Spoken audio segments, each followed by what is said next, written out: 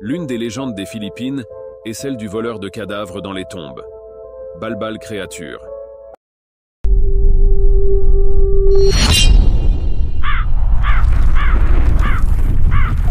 Le balbal est décrit comme une créature effrayante qui a des ongles longs, tordus et pointus, et des dents pointues, et qui a une peau sous les mains semblable à celle des écureuils volants. Cette peau lui permet de sauter facilement entre la cime des arbres. La chose la plus étonnante de cette créature est sa langue longue et étrange, et elle dégage toujours des odeurs de cadavres. La créature balbal prend la forme d'un humain, mais lorsque la lune est pleine, elle prend sa véritable forme terrifiante. Balbal se trouve toujours dans les cimetières sombres et abandonnés, et la raison de sa présence là-bas est de creuser des tombes, d'en sortir les corps et de les manger.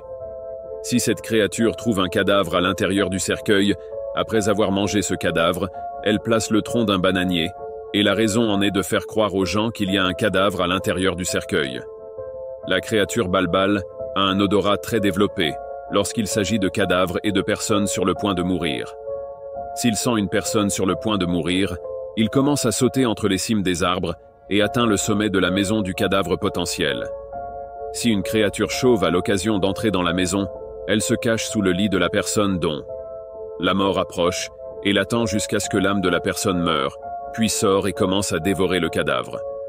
Les légendes disent que si vous mentionnez le nom d'un balbal, cette créature se mettra à vous poursuivre et à vous chasser.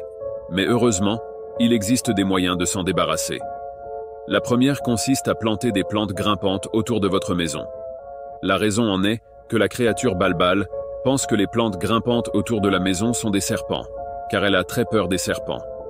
La deuxième façon de s'en débarrasser est d'acheter un serpent ou une poupée serpent et de la placer dans la maison. Cela éloignera cette créature de vous.